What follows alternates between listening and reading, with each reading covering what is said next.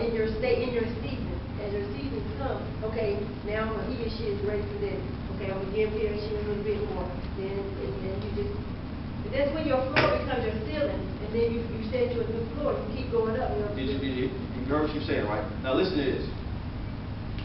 As an E5, it will be wrong for me, a brand new promoted E5, it would be an injustice on my behalf to make you a first sergeant and put you in charge of the entire company. It would be wrong for me to do that. It would be wrong for me to even throw you in a battalion and make you as an interim sergeant major, because you have no clue what you're doing. And yet over all these seniors, non-commissioned officers, they will eat you alive. Why? Because you haven't went through the process. See, there are stages, there are levels, there are degrees, there are measures. God, He deals all this out. He's given unto man, every man, a what? Measure of faith. Everyone has the potential to be perfected, to mature in Christ. But you have to qualify. You have to go through the steps. And people don't want to go through the steps. You just can't go from here to there and don't go through anything. Everyone and anyone that walked with the Lord, from Abraham, from Adam on down, that God had to prove them. He gave so much to the man. He said, look, I'm giving you a free will. And I'm not going to break it. And if you want to stay with me, and you want to keep walking with me and talking with me, then don't go over there. Don't even go near it. Let alone take anything off of it. It wasn't so much to take anything off of the tree. He said, I don't even want you to go near it. Where did you find them at? God is saying, in order for you and I to have this relationship, I need you to stay with me. Just stay close with me. That's all He's saying. Now, it's your choice whether or not you want to do it. It's your choice if you want to read your word every day. It's your choice if you want to pray 3 times, a minimum of 3 times a day. You just did it breakfast, lunch, and dinner. You got your 3 knocked out. He said, just give me a minimum of 3 times a day. But if you want to go more, he said, come on, knock yourself out. But you have people that don't even have time for God, but we have time for everything else. We spend more time in our secular jobs than we do in the Word. We will give A+ everything to our supervisor when we give God D- work. And He gave us the job. He blessed us with the income. He blessed us with the favor with the supervisors. But we give Him D- work. But we give man everything. We give God whatever we have left. It's called leftovers. God is saying, man, you can have that. I want that. I want that. And this is the problem with us today. We believe that we can just come to God when we want to, when we want something, how we want to. And God has said, no, there's a way you need to come to me. You just can't come to me any kind of way.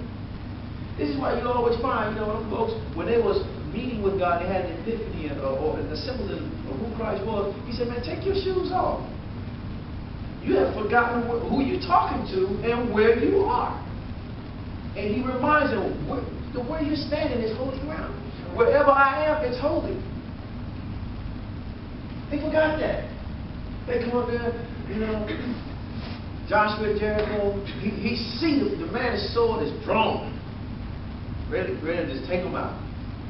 Take your shoes off. Before you even start trying to even lobby with me, recognize who I am and where you are. Because wherever God is, it's holy. We forget that. Wherever God is, wherever the Spirit of the Lord is, wherever the presence of God is, it's holy. This is why there's no reverence in these systems that's around you. Because He ain't there. Wherever you are, the Spirit of the Lord is there, it's holy. There's nothing going on in your life that God doesn't already know about or knew it was coming. He's still the same God yesterday, today, and forever, and He has power, the same power. How many of you saved? Everybody know what I'm saying? How many of you receive Christ as your personal Lord and Savior? Now, this is not a trick question. If you receive Christ as your personal Lord and Savior, I got a secret for you. The same power that raised Him from the dead is now inside of you. Which means, not that Satan won't come and mess with you, but you have certain things within you that you can do. You have, I would like to call the 3 R's. You have resurrection power, redeeming power, and restoring power. So anything this rascal takes from you, you can give it back. Why? Because it's in you. Everything you need is in you. I like that commercial they call Prego. It's in there. Everything that you need is already in there. You just got to know how to tap into it and pull it out. But the biggest thing, and I was sharing this, I believe someone on the phone the other day, the biggest thing and the biggest issue that we have today is that we don't believe. We don't believe. And that's the problem. Right there. Because every time Jesus went into a city, taught, performed a miracle, or whatever the case was, before he did anything, he always asked a simple question. And he didn't just do it once. It's recorded maybe once or twice here and there. But he would come and he would say, "Believe ye that I'm able to do this?" Now they had a responsibility once he asked that question. Yes, Lord. They had to respond with yes or no. But there was another prerequisite. They had to believe whatever it is they say. Now they could have lied. Say, yes, Lord. Like, how many people look at you and be like, and they try to like, whatever. Yeah, we know you the carpenter's son. Yes, God is named Jesus. Ooh, we. Yeah, you saved others, save yourself. It was going around with it, trust me. But when he presented this question to them and asked them, "Believe ye that I am able to do this?" First, they had to believe. Then they had to say. Now, do you really believe that he didn't already know what was in them and what their response would be? Yeah. But there, see, when people hear that term, ask, see, now, you know, why you gotta ask God something? He know what I need, yeah, but he wants you to say. You gotta get it from him. He wants you to say it.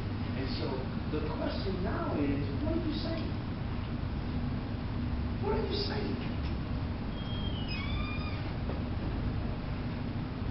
And who are you been listening to? Because if you're saying anything that's contrary to what he said, who have you been listening to? You gotta turn your station now. Anytime we say anything contrary to what he says, it's called, we learned last week, it's called what? Another doctrine. It's a different doctrine. You have the doctrine of the devil and another doctrine. If it's not his, it's another doctrine. I tell you what, people don't like this, right? She like 2 words, lies or something. But if a person tells a lie, are they lying or are they a liar? They're a liar.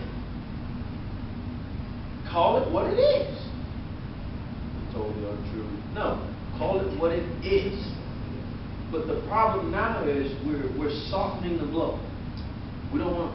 You lied. You're lying. We don't want to say that. That reminds me me of a story. It was on, I think, NPR. Well, there was this nun, I forgot her name. She was a famous nun, and she was defending a guy who was a rapist. A rapist and a killer, and she was saying he's not a rapist, and he's not a killer, but what he did was rape and kill. I'm like, so doesn't that make him a rapist and a killer? Yeah. Well, I think they tried to do a movie on it or something. Yeah. I believe I saw this movie, and she was really trying, I think, getting the dude to repent after forgiveness or something like that. Maybe the same movie, may not. But here's the thing: if you lie, you're a liar. And if you're a liar, then you didn't get that from God. You got that from your father. See, this is what, when you start walking this thing, people don't want to hear that. I ain't the devil. Yes, you are. You lied, you a liar. I don't care what you lied about. Well, I just lied to keep the peace. No, you a liar. You say it all the time. I know that. I just lied to keep the peace. It was just a white lie. I didn't know lies had colors. But okay, got it. Lie, liar, source. You lie, you are a liar. Now who's the source? The word says that Satan is the father of lies. So you didn't get, God is not a liar. So you didn't get that lie, that white lie, that lie to keep peace or whatever from God. You got it from your father. See, this is why he said, in that day, many will say, Lord, Lord. And he said, I don't even know you. I don't even know y'all. You lie all week long, and then Sunday you say hallelujah. Just lie on Sunday too. If you're going to do something, be consistent. Be good at it. If you're going to do it, do it. Before you guys say, when you were sinning, when I was sinning, I was sinning. And I was sinning because I was a what? Sinner. And I was operating up under the source. That was my partner. That was my sin partner. That was my buddy. When I rededicated, sin ceased, source changed. Well, no more going to the mall, buying clothes. We were clubbing 3 times a week, sometimes 4. They knew us by name. All my brothers, we were just in there. Paid IDs and everything. No good and well, we weren't 21. Seriously. Go to the mall, buy Alfred for Wednesday, Thursday, Saturday, sometimes Friday. Go to work. Can't wait. Don't even want to be at work. Can't wait to get off. Club. Went to the club, and it was a cycle. Did the same thing over and over again. Met new people, met the same people, whatever the case may be. It was a cycle. Sin has a cycle. But when you leave that cycle, you change partners and you switch teams. Now, your other source is upset. Now he wants to kill you. Eventually he wants to destroy you. But y'all was having so much fun together. He said, you're on my side. Go ahead and get some more people to come and join with you. As far as sin was concerned. But once you switch teams or switch partners, now I got to kill you. And then you will see how when you first told folks you got saved or whatever the case may be, you received Christ, were they happy? Was 100% of the people that you were in contact with, were they happy? Some people was upset. Why? Because there goes our source of fun. Because sometimes we end up being the life of the party, funding everything. Don't realize you're paying to have folks around you. Man, can you get me this week? I'll get you next week, and next week never comes. You end up getting them every week just to get them coverage inside the door. Man, come on, we know you got it. So, they're not excited about that because you're no longer there. Their source is gone. Their fun is gone. And you're saying, hey, I'm still having fun in God. Yeah, not like we used to. And. and they don't understand that. So if you're a liar, be of source. If, you know, we had this conversation where I work, well, they were talking about all this Harvey time stuff. Well, he had an affair. I started laughing. They said, what are you laughing about? I said, he didn't have an affair. Yes, he did. It's right here. He had an affair like 4 or 5 different women. I said, no, it didn't. They said, yes, he did. I said, no. That rascal was committing adultery. Call it what it is. And they're like, well, yeah, they're getting him for adultery too. No, that's what they're getting him for. They're not. You will find no charges written up for an affair. That gentleman is not getting charges for an affair. He's getting it for adultery. How would he do an affair? Well, if it was in the civil world, this would be nothing. This was the term that we do. In the civil, it would be nothing. You're probably right. They'll probably take all the money and all this other good stuff because they'll sue you for everything in the civil suit. But it wasn't an affair. But the world says if you're married and you're going to do something, it's just an affair. It's not adultery. That makes sense to you? Probably not. Let's hit 7 and 8 real quick, then we're going to do 9, 10, and 11. Basically, there are 2 types of doctrine. Sound doctrine and what?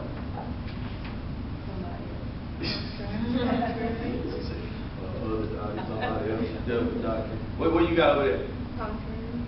Contrary doctrine. Somebody else's? Unsound. Unsound. Your sound doctrine. And the Bible says another doctrine, or the doctrine of devils. Sound versus another. Anything that's not Christ, anything the real thing, right? What was it? I think it was Coke. Who had that commercial? The real thing, or was it Coke? It was something. It was Coke, right? Yeah. You know, like the real thing that Coca-Cola had the guy with the ball head. You know, he started like laughing and everything. But it's another doctrine. So I always ask people, why would you want something that's not real? You know, like when we go up here, I see people every day go travel, I don't know how many minutes, how many hours, whatever, to go somewhere and buy knockoff stuff. Religiously. Hey, that's what you're going to spend your money on. Great. How about you just save your money and get the real thing? No one wants to do that. Why? Why? Why would you want something that's not authentic? Because you think you're getting over it. Say it again? Because you think you're getting over it. Think you're getting over. You're trying to get something for. And people think because I have a desire and a zeal, I can get this and it won't cost me nothing. But you don't understand that when you get saved, it's free, but it costs you everything. Everything. Every day Satan's coming after you if he's not you on his team. But it costs you everything. And the devil's going to try to get you at work, at home, in the family, in the finances. He'll try to get you everywhere he can. And you have to stand firm and say, my God is able. Folks, sending an email, call me, it's important. No, it's not. Because if it was important, you would have outlined whatever the issues were in the email. This is my family. I know them very well. 3-4 weeks later, you call me, how you doing? Oh, everything okay? I know them. If there's an emergency, it will be outlined. Call me such and such and such, this guy, blah, blah, blah, blah, blah. Trying to request your presence. I mean, whatever the case may be. But things are outlined in detail. Very meticulous. But just randomly, no. Every time there's an issue in your family or whoever, loved one, whatever, it doesn't mean you're safe. Sometimes we get in the way, bailing folk out. And God is trying to build them, mature them, perfect them. And then God said, okay, you want to get in, you remember, when you get in God's way, He's going to deal with you too. So if you get in His way, you're a bankrupt. I told this one woman, I said, stop bailing your son out of jail. She said, what do you mean? That's my son. I said, I understand that, but stop bailing your son out of jail. Because every time you get an attorney, that fee you paying to attain him, $2,500, $5,000, God's going to bankrupt you. Sure enough, they got down to the last 5 in the bank. And that, when it took God bankrupting that couple all the way down to the last 5 before they saw the light. Well, plenty of money now, but he bankrupted them to the last 5. And I keep telling them, and you know what you said? You said if I didn't get out of the way, God, I didn't say it, that was the Holy Spirit. I keep telling folks, I don't say anything I'm doing against the Holy Spirit. God will bankrupt you if you don't get out of his way, because he wants to deal with that rascal and teach him something. And sure enough, he's getting it right now. He's learning, he's teaching, he's rebellious, all that. And God, and he can't come get him when he get out. It takes tragic things to happen before we wake up. And when God sends the message, don't move. But we want to get in the way. Well, I don't want to see them in there. I don't want to see them in there either. But apparently they didn't mind. You know, just certain things God speaks to us and talks to us. We can't save nobody. We can't. Only thing I can do, only thing I can give you is Jesus. Listen. I can give you Jesus. I can tell you what he said, when he said, what he meant. That's it. Now it's up to you to believe. It's up to you to trust him. It's up to you to say that God is able. It's up to you to say God can bring us through this. And that's in couples, that's in everything. The biggest problem that I find with most couples is forgiveness. They don't want to forgive each other. They got a book of remembrance. Oh, for real. They got a book of remembrance. So you remember the time they took the page, bang, right there. On 1993, they lay it out, and you sitting there like, oh, dear baby Jesus, come on. You looking like you got like, really? I thought you forgave me. I did, but I ain't gonna never forget. Really? God says, I've taken your sins like it was far from the east as it is from the west. I've buried them in forgiveness. I don't even want to remember what you did. But yet, one, we don't truly forgive others, and then two, we have a big issue with forgiving ourselves. We're harder on ourselves than anybody else. God said, I forgave you, move on. And then you're guilt-ridden. And you can't move. So then you're no help to yourself or benefit to anybody else. Number 8, go. Somebody, anybody. How is it possible for Christians to depart from the faith? How is it possible for a Christian to depart from the faith? Not praying, reading the word, and making wrong choices. Okay. Next. When they hear the doctrine contrary to the doctrine of Christ, believers are tossed to and from, and they become confused and discouraged. And so another doctrine, other doctrine, doctrine of demons, and then you're all confused and tossed around. What you got? Christians who don't know what the doctrine of Christ is, and they're starting to follow any doctrines that are not of Christ. They become itchy-eared Christians without sound mind, and that will make them depart from faith and become backsliders. They no longer want to hear the word of God. Hey, I'm like, oh, you better shut. She normally don't talk. Oh, you better. I'm gonna let her talk. What you got? When they start listening to any of them, Isn't it amazing how one minute you were a believer, no one could sway you. Now, any and everything, you're running over here, you're running over there. Man, man, that Bible was written by this color man or that color man. King James was tripping when he wrote the Bible. I mean, I hear all kinds of stuff out there. But why is it still here? If this is not of God, why is it still here? Anybody ever ask that question? Forget the author. Forget who did it. Forget all the scholars that came in and deciphered it. Why is it still here? Why? Jesus said, heaven and earth are going to pass away, but the word will always be here. The word will always be here. So you're going to have the written word you don't have the word persona. The word will always be there, because in the beginning was the word. And the word was God. And the word was with God. And nothing was created without the word. So nothing began until the beginning began. And that's Jesus. So how can you get rid of that? How can you discredit it? How can you not believe it? Let's go to 10.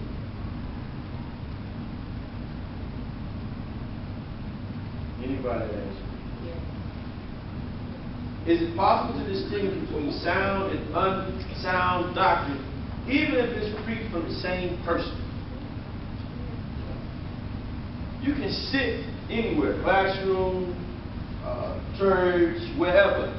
You know when something is sound and when it's unsound. You know when you sit somewhere and you are just enduring or enjoying. It's a meal. You either go to a restaurant like, oh, this is just not cooked the way I would like it, so you endure the meal, but you don't enjoy the meal. It's the same thing with the Word of God. If it's not sound, you endure. Sound doctrine you will always enjoy, because it's coming from the throne room of heaven. That means that whoever has prepared this word has taken it to God, got God's approval, preached it to themselves before they preached to anybody else, and then presented it to the people of God as a well-done meal. Because you can't be half-baked trying to cook it. And this is why you can't skip the steps. You can't become a chef mainly until you went to some type of culinary training. And sometimes you have to go to 3 or 4 different culinary schools to learn all the different aspects of gravies and roux and all this other stuff. I mean, and then now you got somebody in the kitchen that never did anything like, well, my grandma taught me how to cook, and we don't measure. We just, and so this is too salty, this is too sweet. You know, and you're like, I don't eat like that. But in restaurants, you're cooking for all types of people, which means it has to be just right. I'm cooking for diabetics, I'm cooking for this, I'm cooking for that. It has to be just right. And that's one thing about being a seasoned minister, seasoned Christian. When you give out something, it's just right. Not too strong, it's just right. Because God knows how to strike the mark. Number 11. This is going to be a good one. The principle of representation is found in what scripture?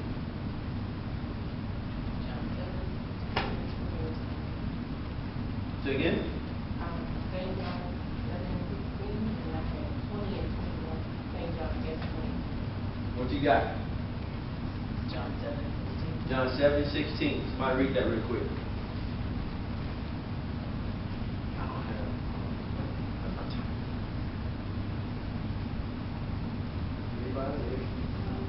John 7:16. Let's get it.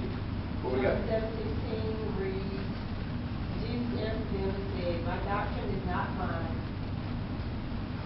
but his that sent me. Okay. Did anybody catch that? And I know we went over it last week, but this should help a lot of people, because whenever you speak of the doctrine of Christ, and you'll always find that they're from every denominational background, or whatever the case may be, they have visions, they have, bylaws and all this great stuff. But there should only be one doctrine. But we'll find that there are many other doctrines.